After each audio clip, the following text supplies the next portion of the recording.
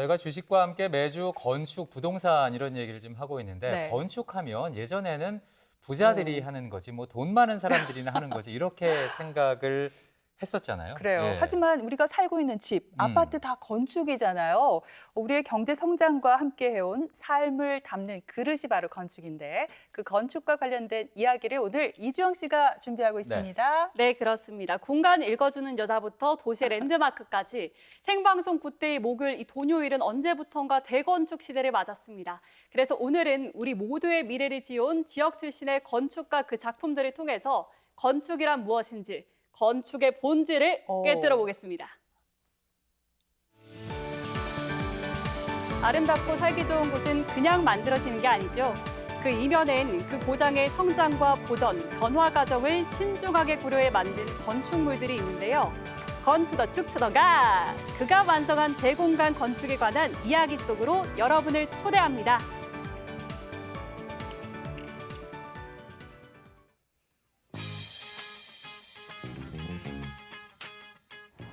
와, 안동입니다. 근데 왜 저를 안동까지 부르신 거죠? 저희가 이제부터 건축에 대해서 좀 알아갈 거거든요. 건축이요? 아니 미리 말씀을 하셨으면 공부를 했을 텐데 건축 전혀 모르는데요? 그럴 줄 알고 저희가 이제 건축가 분을 좀 모셨어요. 짝꿍이 있다고요? 네네. 어디 계신데요? 어디 계시죠? 선생님! 그냥 짝꿍 아니고요. 건축에 대해서 하나부터 열까지 알려주실 사부님 같은 분이라기에 제가 좀 들떴습니다. 안녕하세요. 예, 안녕하세요. 혹시 건축사님? 예, 예. 아, 네, 반갑습니다. 안녕하세요. 예, 안녕하세요. 네. 저는 38년째 설계를 하고 있는 건축가 정승희입니다. 대구 경북이 좁다 지역뿐 아니라 전국의 수많은 건축물을 만들어 온 국내 2세대 건축가입니다. 부친께서 네. 시공을 하셨어요.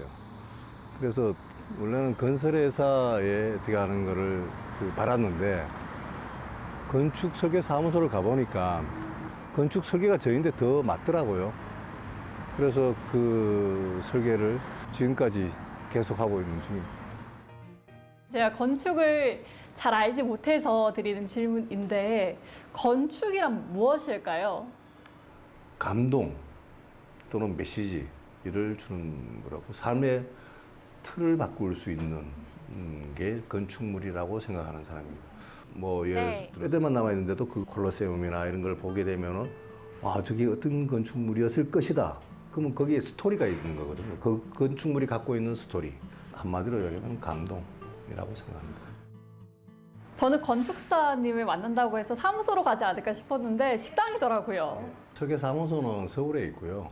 이제 안동에 내려오면은 안동 시민인데 어떤 도시계획적 측면을 가지고 있을까 그런 구상들을 많이 하던 장소가 바로 이 집입니다. 수많은 건축물의 스케치가 이뤄진 곳입니다. 오늘 안동에 온 거면 안동에 있는 건축물을 둘러보는 건가요? 네, 오늘은 대공간 건축. 이 대공간 건축이라는 거는 네. 봤을 때 시설에 끄리낌이 없는 그런 건축물을 갖다 대공간 건축이라고 해요. 그 건축물 중에 하나가 대표적인 게 체육관이에요. 안동을 대표하는 대공간 건축답게 퇴계 선생이 사용하던 벼루의 뚜껑을 본떠서요. 가마솥에 솥뚜껑을 덮어놓은 듯한 그런 형상입니다. 의미가 있죠. 이 건축물이 제가 제 이름으로 설계 사무실을 개업을 하고 유일하게 제 이름으로 나갔던 건축물이에요. 공공건축물 중에서는. 그러니까 아주 의미가 깊은 이제 건축물이고 지금 보니까 아주 감회가 새롭습니다. 디자인은 체육관이지만 형태는 그 강가에 지어있는 이제 정자 같은 건축물이기를 원했어요.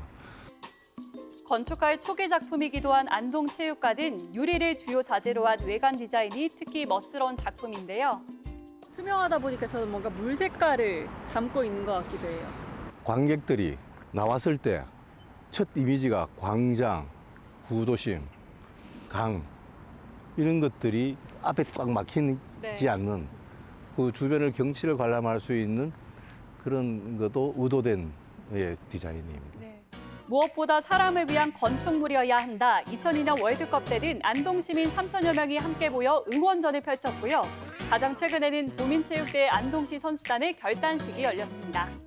안동 실내체육관은 제게 자신감을 불어준 건축물이에요. 이렇게 하면 되겠구나. 내 살아가는데 이정표가 됐던 건물. 본인 삶의 이정표를 따라 힘차게 걷다 보니 오늘에 이른 건데요. 건축사님, 저는 건축은 잘 모르지만 뭔가 건축을 하실 때, 설계를 하실 때 여러 가지 요소를 고려하실 거잖아요. 네. 어떤 걸 좀 고려하시는 편이세요?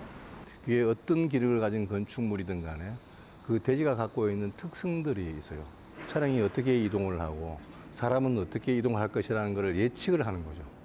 그 예측에 따라서 동선을 만들어요. 그 다음에 이제 대지 분석이 끝나고 나면은 그러면 거기에 형태를 어떻게 만들 것인가가 또 남아 있잖아요. 그 기능도 그 기능하고 같이 어울려서 그 형태를 생각하면서 초기 스케치를 하게 되죠. 그렇게 만들어진 또 하나의 작품, 안동 도심에 자리한 건축물인데요. 또 바로 옆에 있는 게 문화예술의 전당인 거죠. 예, 근데 저기도 그러면 대공간 중에 하나 아닌가요? 맞습니다. 그게 관객들이 저도 1000석 이상이니까 한 1200석 정도 될 거예요. 민간 투자의 공공공사죠. BTL 사업에 선정돼 2010년 9월에 개관한 안동 문화예술의 전당은 경북 북부 지역의 거점 문화공간이자 전문 공연 예술센터입니다. 네, 웅골이죠. 이야, 저도 진짜 가본 기억이 멋있는데요? 납니다. 보기만 하더라도 그래요? 뭔가 지금 여기서 공연이 막 펼쳐질 것 같아요. 그래요? 네. 근데 여기는 또 일반적인 공간이랑은 다르잖아요. 공연이 열리다 보니까. 네. 또 지을 때 생각하시는 부분도 다를까요? 공연장은 몇 석이냐가 굉장히 중요해요. 몇 석에 따라서 대공간들이 이제 규모가 틀려지는 거니까 네. 형태도 틀려집니다. 사실 이거는 그 무대 쪽은 약간 좁고 네. 들어오는 쪽은 약간 길잖아요. 그게 방사형을 갖고 있죠. 그게 다 음향과 관련된 문제이고 그다음에 가시성과 관련된 문제예요. 진입 동선을 유도하는 과정적 공간, 그리고 음향 조건과 가시선을 확보해 네. 공연의 일체감과 친밀성, 생동감까지 충실하게 제공하고 있습니다. 체육관에서는 운동 경기가 열릴 것이고 여기서는 또 퍼포먼스가 이루어지잖아요. 각 공간마다 그런 특색들을 담아야 될 텐데 공부도 따로 하세요? 그럼요. 건축 설계가 주제가 정해지면은 거기에 대한 공부를 안 할 수가 없어요. 그 공간이 나오려면은 거기에 대한 기본 지식들은 다 가지고 있어야 됩니다. 그게 이제 그 기본 지식에서 내가 어떻게 창조적으로 이걸 만들어낼 건가. 네. 건축가의 몫이에요. 건축에서 대공간의 특성이 최소한 한 30m, 20m나 30m를 이렇게 기둥 없이 갈 수 있는 그 구조를 가지고 디자인을 하는 경우가 제일 많이 구조 미학이라고 그러는데 사람이 쳐다봤을 때 이 구조가 갖고 있는 특성이 어떻게 될 것이다. 그걸 가지고 의도적으로 디자인을 하죠. 네. 또 한 가지 눈여겨본 게 저는 탈춤 공연장 있잖아요. 저기도 사실 하회 마을에 하나 있는데 여기에 있단 말이죠. 네, 탈춤 공연장도 만드셨군요. 네, 거의 재능 기부 형태로 만들었지만 뻔하지 않게 그 어느 공연장보다 관객들의 눈높이에서 이 건축했습니다. 공간이 아주 이게 압도적이거나 그런 게 아니고 약간 아담하면서도 뭔가 내인데 주는 그 편안함 이게 바로 공간감이에요. 그게 정감 휴먼 있게 스케일이에요. 느껴져요. 네. 건축가는 어떤 게 가장 아름답게 보이냐는 그 비율을 찾아내는 게 건축가의 몫이에요. 이거보다 조금 더 컸으면은 네. 굉장히 뭔가 모르게 압박감을 주는 공간으로 비춰질 수가 있었어요.